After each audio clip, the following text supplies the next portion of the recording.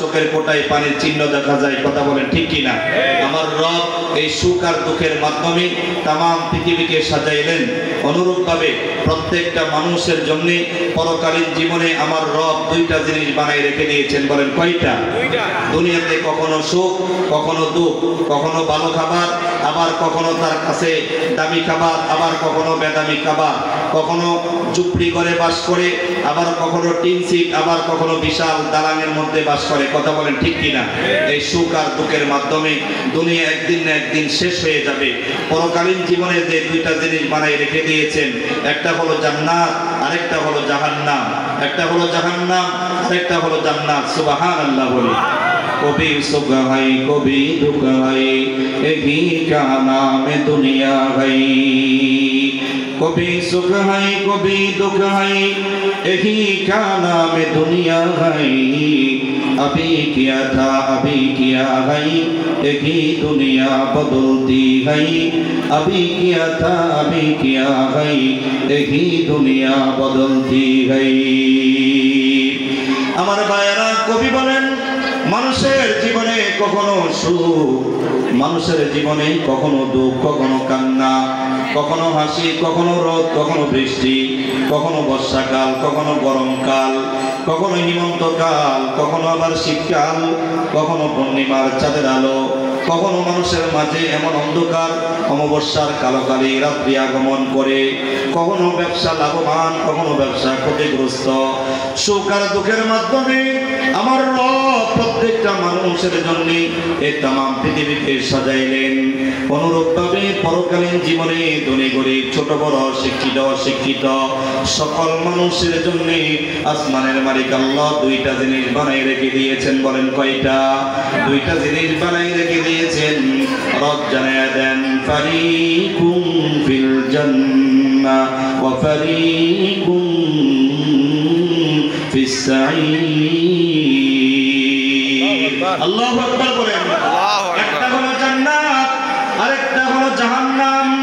যারা মুমিন, নেককার, সালেহীন বান্দা এই পৃথিবীতে সময় মতো নামাজ আদায় করেছে, জিকির করেছে, কোরআন তিলাওয়াত করেছে, আল্লাহর কোরআনের সাথে যারা সুসম্পর্ক রেখেছে, কোরআনের বাগানকে যারা ভালোবেসেছে, বাইতুল্লাহর টুকরা মসজিদকে যারা মনে প্রাণে ভালোবেসেছে, এমন সালেহীন নেককার মুমিন যখন কবরে যাবে, তো আল্লাহ তাআলা এক একজন মুমিনকে আমলনামা ওজন দেওয়ার পরে নেকের পাল্লা যখন ভারী হয়ে যাবে, আমলনামা ডান হাতে নিয়ে প্রত্যেকটা মুমিনকে আমার আল্লাহ তাআলা ডানপন্থী বানায়া জান্নাত দান করবে।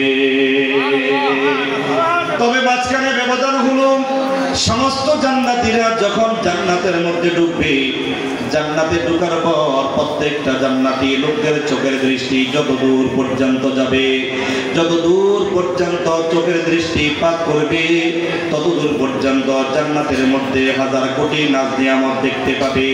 প্রত্যেকটা জান্নাতি মুমিন বান্দা বান্দি সেই দিন জান্নাতের মধ্যে শান্তি নামীয় বস্তু ছাড়া অশান্তি নামীয় কোনো বস্তু দেখবে না। অনুরূপভাবে যারা গুনাহগার বদগার হয়ে কবরের মধ্যে যাবে, আমলনামা ওজন দেওয়ার পর নেকের পাল্লা হালকা হয়ে যাবে, গুনার পাল্লা, পদের পাল্লা ভারী হয়ে যাবে।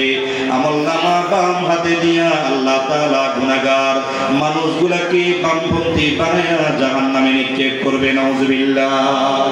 তবে মজার বিষয় হলো, জাহান্নামীরা যখন জাহান্নামে ডুববে, আমার পায়রা, কলিজার টুকরা যুবক পায়রা, পর্দানিসীন মায়েরা, তাকাই দেখেন জাহান্নামীরা জাহান্নামে ঢোকার পর চোখের দৃষ্টি যতদূর পর্যন্ত যাবে, অশান্তি নামীয় বস্তু ছাড়া সেখানে কিছু দেখবে না। যেই দিকে চোখের চাউনি যাবে সেই দিকে অশান্তি দেখতে পাবে, দুঃখ যন্ত্রণা সেখানে দেখতে পাবে। জান্নাত আর জাহান্নামের মাঝখানে গ্লাসের মতো পার্টিশন থাকবে। জাহান্নামীরা জান্নাতীদেরকে দেখবে, অনুরূপভাবে জান্নাতীরা জাহান্নামীদেরকেও দেখবে। বলেন আল্লাহু আকবার। তবে মজার বিষয় হলো, যারা জান্নাতে ডুববে কেমন নিয়ে, আমার আল্লাহ পাক সর্বপ্রথম মুমিন জান্নাতি মানুষগুলাকে জান্নাতের ভিতরে সর্বপ্রথম কি দিয়ে মেহমানদারি করবে। আজকে আপনারা যারা এই ময়দানে এসেছেন, আপনারা সবাই হলেন মেহমান। আর যার জন্য আপনারা যার ভালোবাসায় এখানে অবস্থান করেছেন, আল্লাহ বলেন মেজবান। আপনারা যারা আরো মুনাজাতের আগেও যারা আসবেন, আজকের শ্রোতা মণ্ডলী সবাই হলো মেহমান। আল্লাহু আকবার বলেন। আপনার আবার বাড়িতে কোনো মেহমান আসবে, সর্বোচ্চ তারে আমরা যাত্রা বাড়ি বড় সাইজের চিংড়ি মাছ খাওয়াই, কখনো খাসির গোস্ত রান খাওয়াই, কখনো তারে আমরা বড় দামি গরুর মাথার গোস্ত খাওয়াই। কথা বলেন ঠিক কিনা? কখনো সিনার থেকে আমরা বলে দেই, এই ভাই আমাকে সিনার গোস্ত দেন, রানের গোস্ত দেন, হাড়ের গোস্তা দিয়ে দেন। তার মানে চেষ্টা করে মেহমানকে সর্বোচ্চ মেহমানদারি করা। তবে প্রত্যেক বেলা তার জন্য ভালো খাবার জুটে না। কথা বলেন ঠিক না বেটি? আজকে যারা আল্লাহর মেহমান হয়ে এখানে আসছেন, আল্লাহ তাআলা নিজেই মেহমানদারি করবেন। কি দিয়ে আপনাদেরকে মেহমানদারি করবেন? আল্লাহ যেহেতু নিজে মেজবান হয়ে গেছেন, হাদিসে পাকের মধ্যে আসছে আল্লাহ তাআলার কোন ঘরের মধ্যে কোরআন সুন্নাহর কোন আলোকে আল্লাহর কোন বান্দা হাজার কোটি গুনার গাঠরে নিয়ে বস্তা নিয়ে যদি প্রবেশ করে, যেহেতু মেহমান হয়ে চলে আসে আর আল্লাহ তাআলা মেজবান হন, মেজবানের দায়িত্ব হলো তার যথারীতি মেহমানদারি করা। হাদিসে পাকের মধ্যে নবী আলাইহিস সালাম ইরশাদ করেন, আল্লাহ তাআলা আগত মানুষগুলাকে কি দিয়া মেহমানদারি করবেন? যত মানুষ যত গুনার বোঝা নিয়ে ময়দানে প্রবেশ করছেন, আল্লাহ মুমিন বান্দার গুনাহগুলাকে ক্ষমা করে দিয়া গুনার গাঠরি গুলাকে নেকির দ্বারা পরিবর্তন করে বের করে দেন। আল্লাহু আকবার বলেন। তবে যারা নেককার হয়ে কবরের মধ্যে যাবি, সর্বপ্রথম আমার রব কি দিয়ে মানুষগুলাকে জান্নাতের মধ্যে মেহমানদারি করাবেন? আপনারা কি শুনতে রাজি আছেন কিনা? সবাই শুনতে রাজি আছেন কিনা?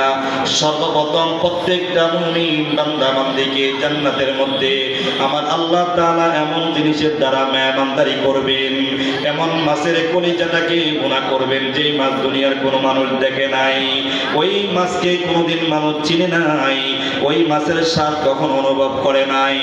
এমন দামি মাছকে আল্লাহ তাআলা কলিজাটাকে ভুনা করবেন, এমন দামি রুটিকে আল্লাহ তাআলা সেই দিন জান্নাতের মধ্যে সর্বপ্রথম প্রত্যেকটা জান্নাতি নরনারীকে ওই মাছের কলিজা ভুনা আর রুটি দিয়ে মেহমানদারি করাবে।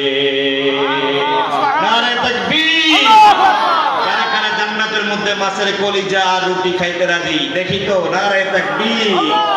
আল্লাহ আমাদেরকে সেই দিন ওই জান্নাত থেকে মাহরুম করিয়েন না, আমিন বলেন। খাইতে রাজি তো ইনশাআল্লাহ? বলেন ইনশাআল্লাহ, বলেন ইনশাআল্লাহ। আশা রাখেন। তবে আল্লাহ তাআলা জানিয়ে দেন, ফাযকুরুনি আযকুরকুম ওয়াশকুরুলি ওয়ালা তাকফুরুন। তোমরা যারা আমাকে ডাকবে, আমি আল্লাহ তাআলাকে ডাকতে তোমাদের দেরি হবে। যারা আমাকে যে অবস্থায় স্মরণ করবে, আমি আল্লাহ তাআলা ওই অবস্থায় বান্দার ডাকে সাড়া দিতে রাজি আছি। সুবহানাল্লাহ বলে। তাহলে কখন ডাকবেন? মুসিবতে, আপদে, বিপদে, পেরেশানিতে, দিনে এবং গোপনে, প্রকাশ্যে, সর্বহালতে আমরা আল্লাহকে ডাকতে রাজি আছি কিনা? বলেন ইনশাআল্লাহ। আল্লাহ তাআলা বলেন আমাকে ডাকো। ক্বালাল্লাহু তাআলা উদউনি আস্তাজিব লাকুম। তোমরা আমাকে ডাকবে, ডাকাটা যদি ডাকার মতো হয় তো আল্লাহ তাআলা ওয়াদা করেন, যদি হালাল পবিত্র জিহ্বা দিয়ে আমাকে ডাক দাও, এমন জিহ্বা যে জিহ্বার মাধ্যমে কখনো তোমার দ্বারা মিথ্যা কথা হয় নাই, যে জিহ্বার মাধ্যমে কোনোদিন পরনিন্দা হয় নাই, এমন পবিত্র জিহ্বা দিয়া যদি আমি মালিকের জমিন থেকে ডাকো তো আল্লাহ তাআলা ওয়াদা করেন পবিত্র জিহ্বার ডাকে সাড়া দিতে রাজি আছি। সুবহানাল্লাহ। প্রেমিক প্রেমিকার সাথে সারা রাত ব্যাপী কথা বললো, তারপরে তার কথা পুরাই না। কথা বলে ঠিক না ব্যাটি? ওই আমার কালকে একজনে বলতেছে, একজনের ব্যাপারে একটা কৌতূহল চলে। কম করে দেখছিলাম এই জোহরের পরে টেলিফোনে কার সাথে জানি কথা বলতেছে, আসরে আজান চলে, তখনও তার কথা শেষ হয় নাই। কালকের ঘটনা। তার মানে জোহরের পরের থেকে যদি 4:30 আসরে আজান হয়, তাহলে কত লম্বা চূড়া ঘটনা। এরপরে হের মোবাইল বন্ধ হয়ে গেছে, আর কি কথা কইব? তার মানে যদি মোবাইল বন্ধ না হয় তাহলে কথা আর কয়েক ঘন্টা চলতো, তারপরে তৃপ্তি মিটতো না। তার পিপাসা মিটতো না। কোন মুমিন যখন জমিন থেকে আল্লাহকে আল্লাহ বলে ডাক দেয়, আল্লাহ পাকের সামনে এক কুদরতি খুঁটি আছে, এটা প্রকাশ্যে ও গোপনে সাথে যখন কোন মুমিন ভালোবাসার সাথে ডাক দেয় আল্লাহ, সবাই জবান ছেড়ে ডাক দেন আল্লাহ, জোরে ডাক দেন আল্লাহ, ভালোবাসার সাথে ডাক দেন আল্লাহ।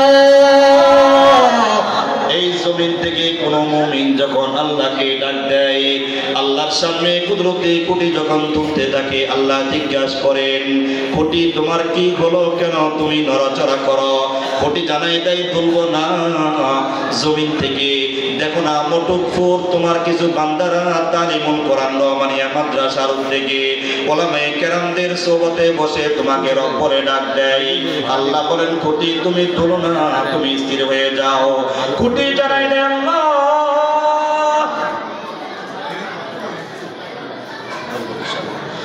হুজুর আজকের মাহফিলের অন্যতম আকর্ষণ আমাদের মাতার সেরে তাজ হাজারো আলেমদের উস্তাদ পীরে কামেল আল্লামা মুফতি হাফিজউদ্দিন দামাত বারাকাতুহুমুল্লাহ আলিয়া হুজুর চলে আসতেছেন। বাহিরে যারা আমরা ঘোরাফেরা করতেছি তাড়াতাড়ি প্যান্ডেলের মধ্যে চলে আসি। আলহামদুলিল্লাহ বলেন আলহামদুলিল্লাহ। আল্লাহ হুজুরের জিন্দেগির মধ্যে বরকত দান করেন, আমিন বলেন। আমি 9টার মধ্যে আপনাদের কাছ থেকে বিদায় নিয়ে যাব, যেহেতু পিছনে অনেক অতিথিরা আছেন। তো আল্লাহ তাআলা খুঁটিকে বলেন, খুঁটি তোমার নড়াচড়া বন্ধ করে দাও। খুঁটি বলে, না না, নড়াচড়া বন্ধ করব না। আল্লাহ জানতে চান কেন নড়াচড়া তোমার হচ্ছে। খুঁটি জানায়া দেয়, দুঃখে সুখে মুসিবতে আপদে বিপদে যেই বান্দা তোমাকে রব বলে মহাব্বতের সাথে প্রেম নিয়ে ডাক দেয়, যতক্ষণ পর্যন্ত ডাকনেওয়ালা বান্দার গুনাহ মাফ না করবা, ততক্ষণ পর্যন্ত আমি খুঁটি চতুর্দিকে তুলতে থাকবো।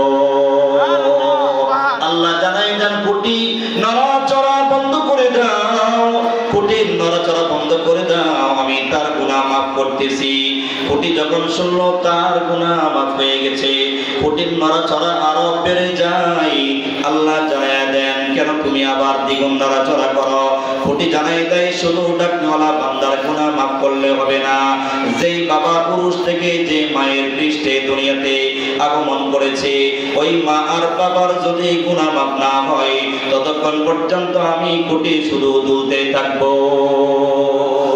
আল্লাহু আকবার বলেন। মুসা আলাইহিস সালাম জলিলুল কদর একজন পয়গম্বর, আল্লাহর সাথে তিনি মাঝে মধ্যে কথোপকথন করতেন, যত কথা বলতেন ততই মজা লাগতো। দেখেন না, সন্তান বাবাকে আব্বা বলে ডাক দেয়, যত ডাকে তত বাবার কাছে মজা লাগে, যে ডাকে সেও মজা পায়। কথা বলেন ঠিক কিনা? সন্তান মাকে ডাক দিলে মায়ের কলিজার মধ্যে লেগে যায়, যিনি ডাকেন তিনার কাছেও ভালো লাগে। মুসা পয়গম্বর আল্লাহকে ডাক দেন, তো মজা লাগে। যত ডাকেন আল্লাহ তাআলা মুসা নবীর সাথে কথা বলাটা পছন্দ করেন। তো আল্লাহ তাআলা জিজ্ঞাসা করেন, ও পয়গম্বর মুসা, ওমা তিলকা বিয়ামিনিকা ইয়া মুসা, বলেন তো পয়গম্বর মুসা আপনার হাতে কি? মুসা পয়গম্বর যেদিকে যেতেন হাতের মধ্যে একটা লাঠি থাকতো, হাতের মধ্যে লাঠি দেখেন কে? জোরে বলেন আল্লাহ। দেখার পর তারপর জিজ্ঞাসা করেন, মুসা আপনার হাতে কি? উনি এক কথাই জবাব দিতে পারতেন, আমার হাতের মধ্যে লাঠি। কিন্তু মুসা পয়গম্বর দেখেছেন এই তো সুযোগ চলে যায়, হয়তো আর পাবো কি পাবো না। আল্লাহ যেহেতু প্রশ্ন করছেন, এবার আমার রবের সাথে কথা বলা দরকার। যত কথা বলি তত মজা পাই। তো মুসা পয়গম্বর শুধু একটা জবাব দেন নাই, যতগুলি জবাব দিয়েছেন আল্লাহ পাক কোরআন হাকিমের সূরা তাহার মধ্যে মুসা পয়গম্বরের সব জবাবগুলি বিশ্বের মানুষের সামনে তুলে ধরছে। আল্লাহু আকবার বলে। আল্লাহু আকবার। অনেক সময় ছেলে বাবা যদি আব্বা আব্বা ভাই ও তোর আব্বা কি, তোর কি একলা নয় আব্বা নাই, তোর কি নয় আব্বা কি আব্বা টাব্বা নাই? কথা বলেন ঠিক না বেটি? অনেক সময় বাবারে ডাকলো বাবা কিন্তু বিরক্ত হয়। অনেক সময় মা মা মা মা কই গো, আর তো তোর মা হাতের মধ্যে কাজ দেখোস না। মুসা আল্লাহ জিজ্ঞাসা করেন আপনার হাতে কি? তো উনি জবাব দেন, হিয়া সাই আতাওয়াক্কালু আলাইহা ওয়া আহুশু বিহা আলা গনামি ওয়া লিয়া ফিহা মাআরিবু কুরা। আল্লাহু আল্লাহু আকবার বলেন। আমার হাতে লাঠি, লাঠি দিয়া কি করেন? মুসা পয়গম্বর বলে বকরিকে চড়াই, বকরির ক্ষুধা লাগলে গাছের ঢালের মধ্যে বাড়ি দেই, পাতা ছেড়ে পরে বকরিকে খাওয়াই, আবার কখনো দরিয়ার মধ্যে বাড়ি দেয়, রাস্তা হয়ে যায় আপনার হুকুমে, কখনো ময়দানে লাঠিকে ছেড়ে দেয়, আল্লাহর হুকুমে মুসা পয়গম্বরের লাঠির থেকে সাফ হয়ে যায়। আল্লাহু আকবার বলেন। তার মানে যে যাকে চিনছে সে তার ব্যাপারে দেখছে, তার মানে কেউ যদি দুনিয়ার সবকিছু যদি চিনে মাগার আল্লাহকে যদি না চিনে সে কিছু পায় নাই। যে ব্যক্তি দুনিয়ার কিছু পায় নাই মাগার লা ইলাহা ইল্লাল্লাহ মুহাম্মাদুর রাসূলুল্লাহর প্রেম আর ভালোবাসা কলিজার মধ্যে যে লালন করে দুনিয়া থেকে বিদায় নিয়ে যায়, কত দুনিয়ার কিছু পাই নাই, লোকটা হাকিকতান সব কিছু পেয়েছে। কথা বলেন ঠিক না ঠিক? আমার ভাইরা, আমি যে আয়াতে কারিমা আপনাদের সামনে তিলাওয়াত করেছি এই ঘটনার আলোকে দেখেন সূরা তওবা এই আয়াতের মধ্যে আছে তাবুকের যুদ্ধ বিশাল এক যুদ্ধ ছিল, লম্বা ছিল ঘটনা। এই যুদ্ধের দামামা বেজে উঠছে। সরকারে দো আলম নবী তাবুকের যুদ্ধে মদিনা শরীফ থেকে ৯৫০ কিলোমিটার দূরে যুদ্ধ অবস্থান করবেন। সাহাবায়ে কেরামদের সংখ্যা ছিল কত? ৩০,০০০, কম বেশি কেউ বলেন ৩০,০০০ সাহাবীদের একটা কাফেলা নিয়ে সরকারে দো আলম নবী মদিনা শরীফ থেকে তাবুকের যুদ্ধের দিকে রওনা করতেছেন। ৩০,০০০ সাহাবায়ে কেরামদের একটা কাফেলা কাফের মুশরিকদের বিরুদ্ধে ডাল তলোয়ার ব্যবহার করবে। সুবহানাল্লাহ। আমার ভাইরা, ওই যুদ্ধের ময়দানে কিছু সাহাবায়ে কেরাম তারা সেখানে সশরীরে অংশগ্রহণ করেন নাই।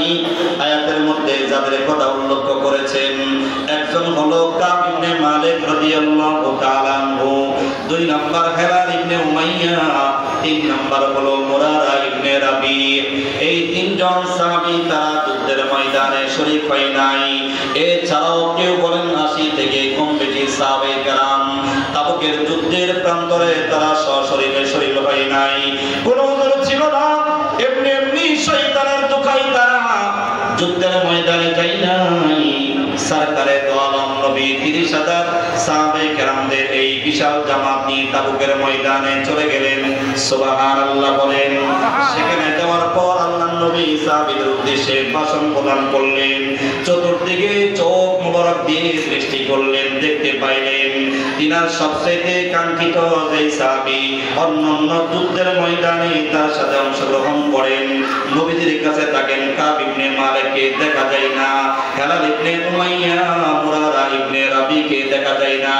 সরকারে দো আলম নবী ডাক দিয়ে বললেন, কই আমার কাব ইবনে মালিক? ইতিপূর্বে তিনি অন্য কোন যুদ্ধ তো তিনি বাদ দেন নাই। কাব ইবনে মালিক কোথায়, কি হয়েছে, কেন তিনাকে দেখা যায় না?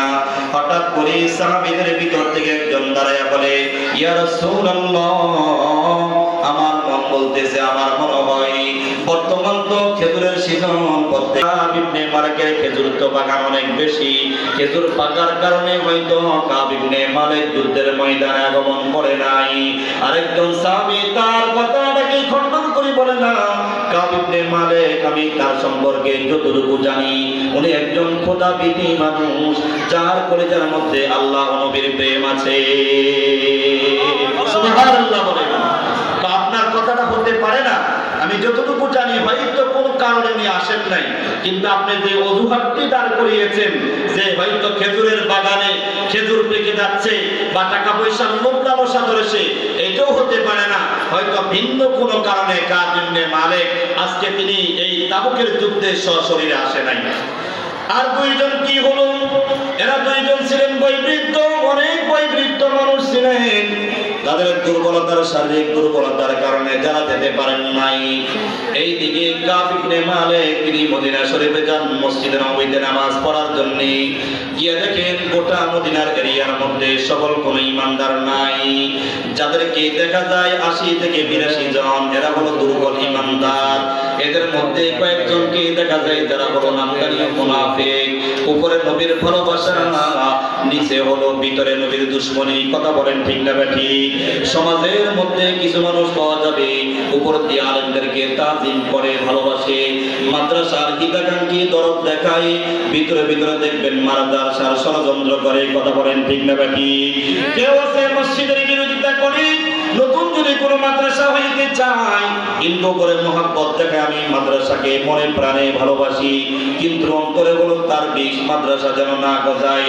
মনে রাখবেন কিয়ামত পর্যন্ত কোন মুসলমান জাতির মধ্যে কোন মুনাফিক যদি আল্লাহর জমিনে কোরআনের বাগান বন্ধ করতে যায়, ও নিজে বন্ধ হয়ে যাবে, নিজে টুকরা টুকরা হয়ে হারিয়ে যাবে। মাগার কিয়ামত পর্যন্ত আল্লাহর জমিনে আল্লাহর কোরআনের পতাকা অঙ্গিন ভাবে। কথা বলেন ঠিক না ঠিক?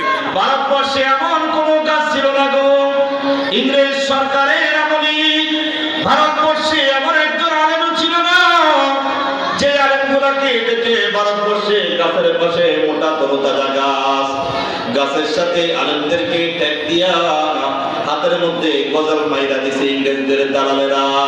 বাম হাতটাকে গাছের সাথে লাগায়া অপরাধকে ওলামায়ে কেরাম কেন কোরআনের কথা বলে, ইসলামের কথা কেন বলে, মাদ্রাসার কথা কেন বলে, মসজিদের কথা কেন বলে, মানুষের মাঝে মানুষদেরকে কোরআনের দিকে কেন ধাবিত করে। এই অপরাধের কারণে বাম হাতটাকে টান দিয়া ইংরেজদের দালালেরা বাম হাতের মধ্যে বড় গজল মাইরা দিছে। শুধু দুই হাতে মারে নাই, ইতিহাস সাক্ষী দেয় ভারতবর্ষে প্রত্যেক আলেমকে গাছের সাথে লাগায়া বুকের মধ্যে গজল মাইরা আলেমদেরকে তারা লটকাইছে। কচু ক্ষেতের মধ্যে কাছে নিয়ে গেলে মানুষ যেরকম কচু কাটা করে, ভারতবর্ষে এমন কোন গাছ ছিল না, জমিন ছিল না যেখানে আলেমদের রক্ত পড়ে নাই, যেখানে আলেমদেরকে কচু কাটা করে নাই। এমন কোন গাছ ছিল না সেই যুগে যেই গাছে কোন আলেমদের রাজ্য নাই গো। এমন এমন হাজার গাছের মধ্যে আলেমদের রক্তে গাছ লাল হয়ে গেছে। ওই আলেমদের তাজা রক্তের বিনিময়, তাদের জীবনের বিনিময় বলন্ত পৃথিবীর আনাচে কানাচে আদৌ পর্যন্ত আল্লাহর কোরআন আছে না নাই? জোরে বলে আছে না নাই? কিয়ামত পর্যন্ত কোরআন থাকবে। মক্কা শরীফের মধ্যে কাফেররা বলেছে মুহাম্মদের ধর্ম হলো মিথ্যা ধর্ম, নাউজুবিল্লাহ বলেন। এরা বলে মুহাম্মদ বানোয়াট করে কথা বলে, এটা কবিতা, এটা মুহাম্মদের জাদুগিরি।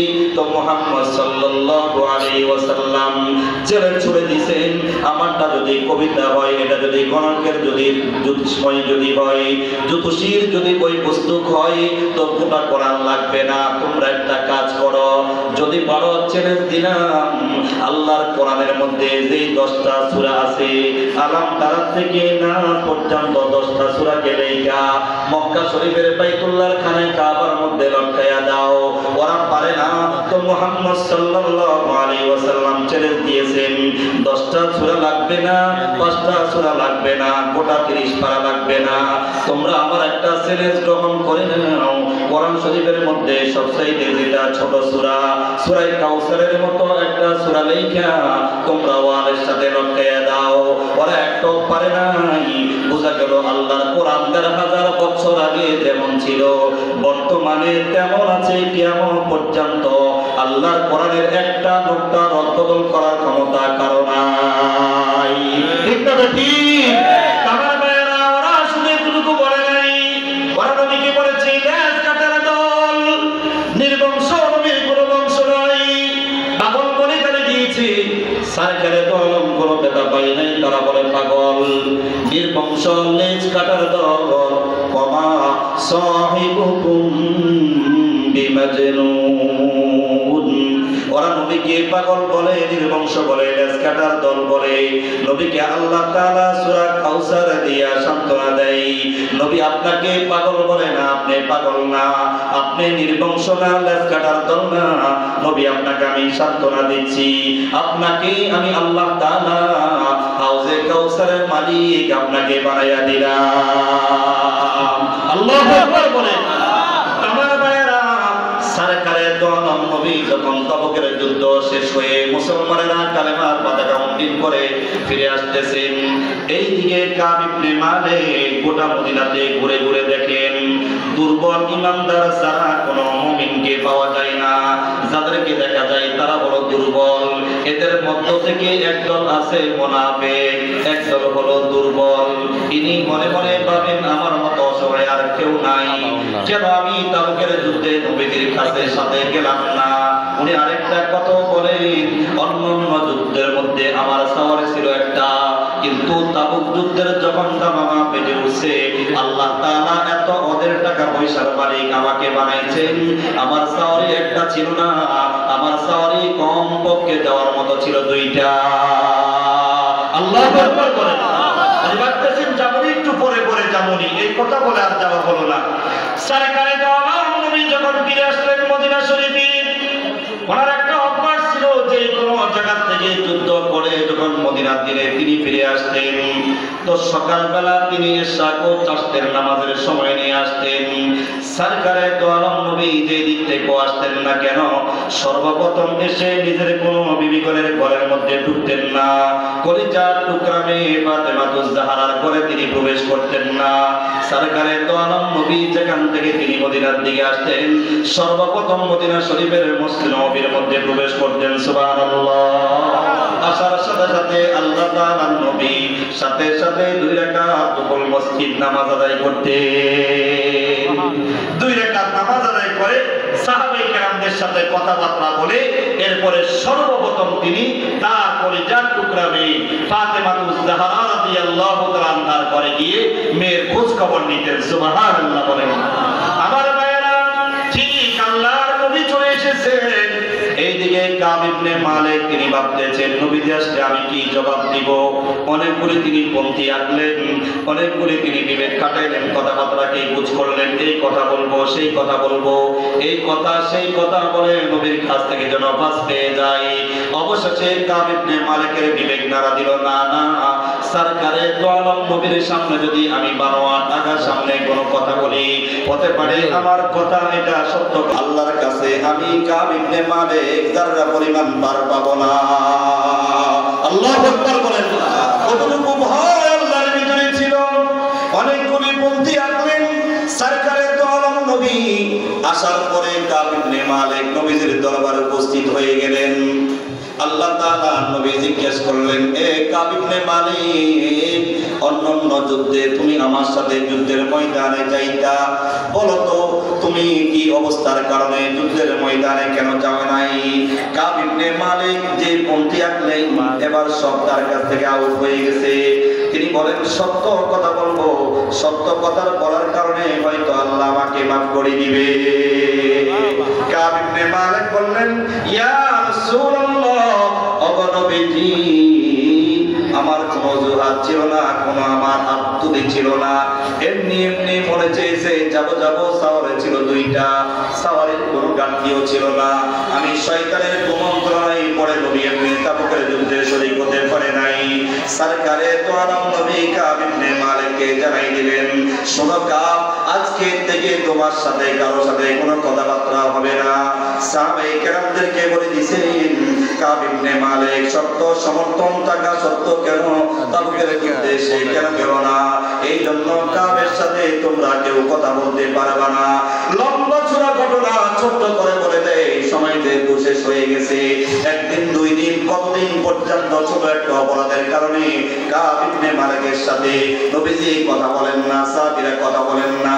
কেউ বলেন 40 দিন, কোন কোন বর্ণনা আছে 50 দিন পর্যন্ত তার সাথে কথাবার্তা বন্ধ। কাব ইবনে মালিক বলেন নবীজির পিছনে নামাজ আদায় করি, যখন নবীজি নামাজে দাঁড়াই থাকেন আপনি তাকাইনি, নবীজির চেহারার মধ্যে কেরামতের ছাপ, রাগের গোসার ছাপ দেখাই। আবার যখন আমি নামাজে দাঁড়ায়া যাই তো সরকারে দো আলম নবী দূরের থেকে আমার দিকে তাকান। আল্লাহু আকবার বলেন। আমার ভাইরা, শুধু তাই নয়, এই উম্মতের কত দাম জানেননি? আমি সেই দিকে আর যাচ্ছি না, সময় ফুরিয়ে গেছে।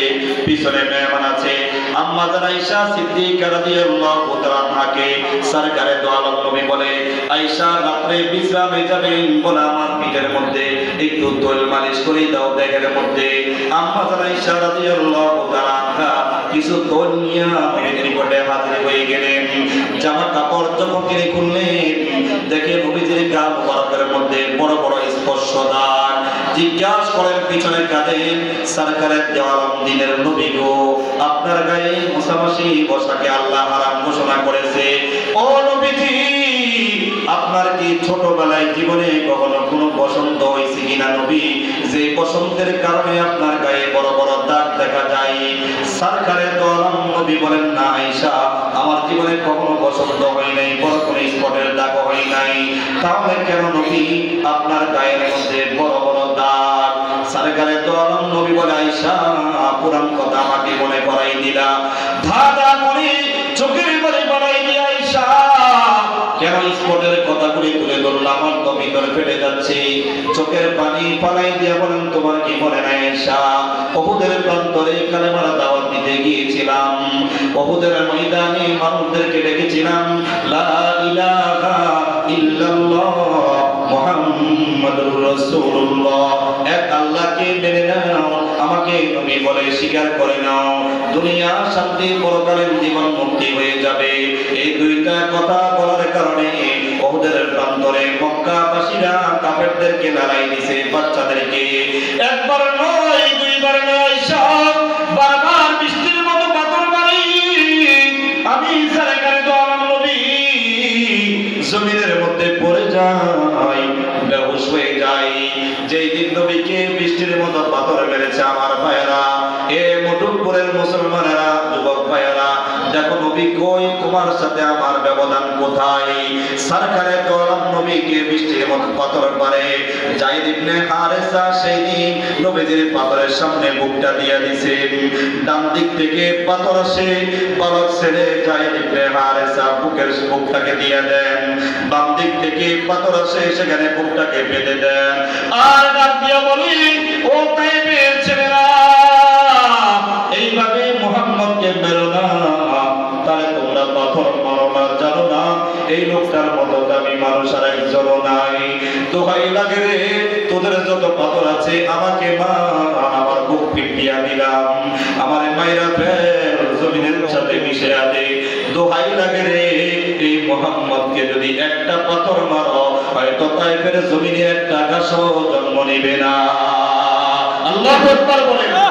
অবশেষে আপনার আয়েশাকে বলেন, নবী গো, আমার কষ্ট হয়, আপনার নবী মোসামাসি বসা আল্লাহ নিষেধ করছেন, আপনার দুটো সাহাবে কেরাম খায়, আপনার কামগুলাকে বেশকাম্বর বানায়া তারা বাহিরে যায়, নবী গো দোয়া করেন না, আল্লাহ যেন আপনার দোয়ার বদলতে আপনার স্পটগুলা মোচন করে দেয়।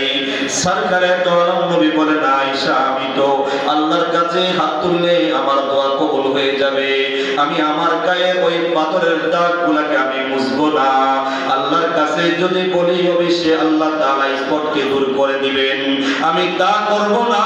হাসরের ময়দানে আমার আখিরে উম্মতগুলি যখন গুনার কারণে, পাপের কারণে ফেরেশতারা হাতে পায়ের মধ্যে শিকল লাগায়া ধাক্কা মেরে মেরে যখন জাহান্নামের দিকে নিয়ে যাবে, শোনো আয়েশা, তোমাকে সাক্ষী রেখে বলে যায়, সেই দিন আল্লাহর আদালতে মাকামে মাহমুদের সিজদার মধ্যে আমি নবী পড়ে যাব,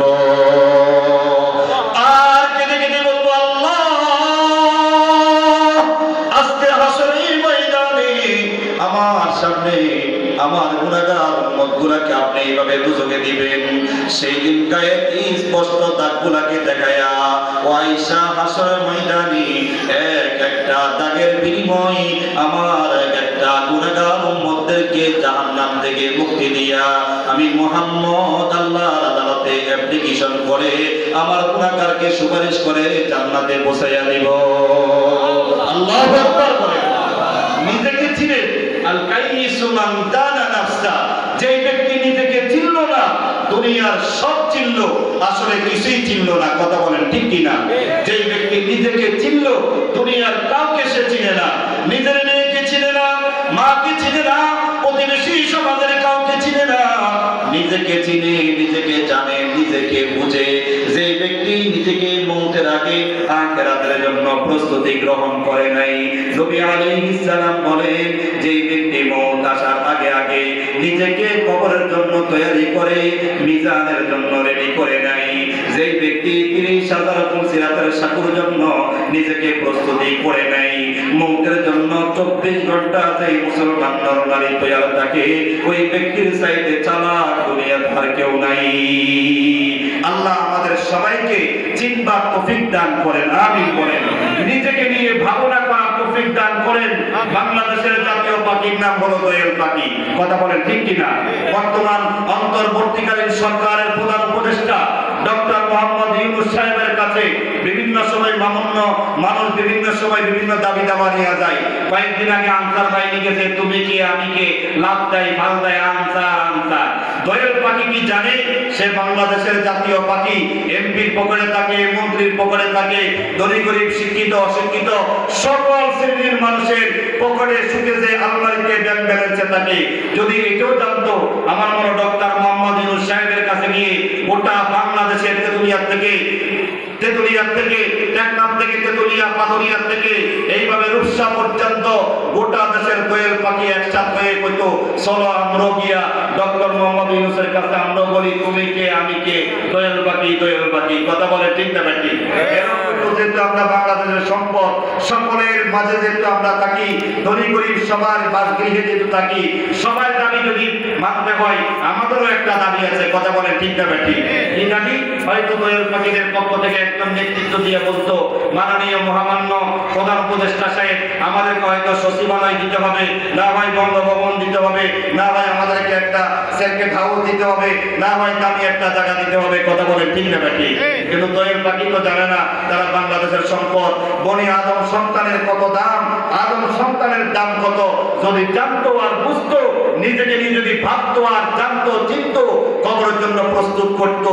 বনি আদমের সন্তান যে নিজেকে চিনে, যে নিজেকে বুঝে, আখিরাতের ফিকির করে দুনিয়ার থেকে কবরের দিকে যায়। নবী আলাইহিস সালাম বলেন, কোরআনও আসছে, কখনো কখনো বনি আদমের সন্তানকে ফেরেশতার চাইতে আল্লাহ দামি বানায়া দেন, সুবহানাল্লাহ।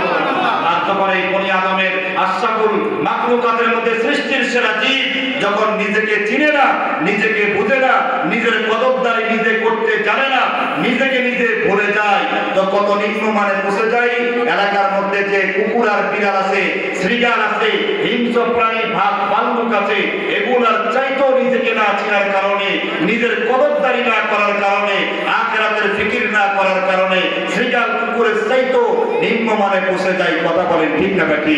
আল্লাহ তাআলা আমাদের সবাইকে নিজেকে কদরদারি করার তৌফিক দান করেন, আমিন বলেন। আখিরাতে ফিকিরবান হয়ে ঈমান ও আমল নিয়ে যখনই ডাক আসে, ডাকটা যেন কালেমার সাথে হয়, ঈমানের সাথে হয়, ডাকটা যেন সিজদার হালতে হয়, জিকিরের হালতে হয়, ওযুর হালতে হয়। আল্লাহ তাআলা সবাইকে তৌফিক দান করেন, আমিন বলেন। আসলে আপনাদেরকে দেখে মনটাও ভরে গেল, ভালো লাগতেছে। আসলে আমাদের শ্রদ্ধেয় সম্মানিত চেয়ারম্যান সাহেব আমাকে অত্যাধিক ভালোবাসেন। আমি কখনো কল্পনা করি নাই, যেহেতু দীপুর এই মাটিতে দীর্ঘ প্রায় 6টি বছর কাটিয়েছি। আসলে এই মাহফিলটার যখন আলোচনা হয় আমি শুনেছি, আমার শ্রদ্ধেয় ব্যক্তিত্ব তিনি আমার নামটাও প্রস্তাব করেছেন। আমি যখন শুনলাম আসলে আমার কোনো ভাষা ছিল না, আমি প্রাণ ভরে আমার ভাইকে খুশি করার জন্য বলছি না, যিনি আমি চলে যাওয়ার পর এই অদমটাকে নিজে এতটুকু মহাব্বত করেন, কলিজাত থেকে ভালোবাসেন, কিনা ভাইও দুনিয়া থেকে কয়েকদিন আগে চলে গেছেন। আমি শোনার পর আমার মসজিদের মুসল্লিদেরকে নিয়ে কেঁদেছি, দোয়া করেছি। আল্লাহ তাআলা জনাব আক্তার হোসেন মোল্লা সাহেবের গোটা পরিবারকে আল্লাহ তাআলা দ্বীনের জন্য কবুল করেন, আমিন বলেন। এমন একজন বীর মানুষ, গতকালকে আমার বয়ান ছিল এই নেত্রাবর্তী মুফতি মহিবুল্লাহ সাহেবের মাদ্রাসায়, মানে 11:30 পর্যন্ত স্টেজে ছিলাম, পরে 12টা পর্যন্ত। সেখানে কথা এসে যাওয়ার ফলে আক্তার হোসেন মোল্লা সাহেবের কথা বললাম। এই দেশে এমনও মানুষ আছে শুধু বাথরুমে 2 কোটি টাকা খরচ করে হাঁটবে আর মুখবে, শুধু হাগা আর মুতা দিবে, এই জন্য 4 দেওয়ালের মাঝখানে 2 কোটি টাকা খরচ করে। আমি যখন জানলাম যে বাথরুমে হাঁটবে আর মুখবে 2 কোটি টাকা খরচ করে, অগণিত টাকার মালিক, জিজ্ঞাসা করলাম মুসল্লিকে, উনি দান সদ্যা করে? জীবনে কোনোদিন দেখি নাই কখনো দান করতে। তার মানে আক্তার হোসেন মোল্লা সাহেবকে আল্লাহ অনেক টাকার মালিক বানিয়েছেন, ইসলামের জন্য, দ্বীনের জন্য, কোরআনের জন্য, মসজিদের জন্য, মাদ্রাসার জন্য, অসহায় অসহায় লোকদের জন্য আল্লাহ যেরকম টাকাও দিয়েছেন, তার কলিজাটাকেও আল্লাহ তাআলা বড় করেছেন। কথা বলেন ঠিক না ঠিক? তার এই ঘাম জড়া টাকা দিয়ে কত মসজিদে খেদমত হচ্ছে, কত মাদ্রাসায় খেদমত হচ্ছে, কত অসহায় দরিদ্র মানুষের খেদমত হচ্ছে। আমরা দোয়া করি আজকে প্রাণ ভরে আল্লাহ তাআলা তার এই জিন্দেগির ঘাম জড়া টাকা দিয়ে যে কোরআনের বাগানের খেদমত করেন, মসজিদের খেদমত করেন, সমাজবাসীর খেদমত করেন, আল্লাহ তাআলা তার এই খেদমতকে নাজাতের জরিয়া বানিয়ে দেন। আমিন বলেন। তিনার মা বাবার কবরটাকে জান্নাতুল ফেরদাউস নসিব করে দেন। তিনার ভাইকে আল্লাহ তাআলা মাফ করে দেন। বাকি জীবনে সুস্থতার সাথে জটিল কঠিন রোগ বিমার থেকে আমাদের শ্রদ্ধেয় অভিভাবক ডাক্তার মোল্লা সাহেবকে আল্লাহ দীর্ঘায়ু করেন। আমরা সকলে বলি আমিন। আমিন বলেন। আমিন। পাশাপাশি আমার শ্রদ্ধেয়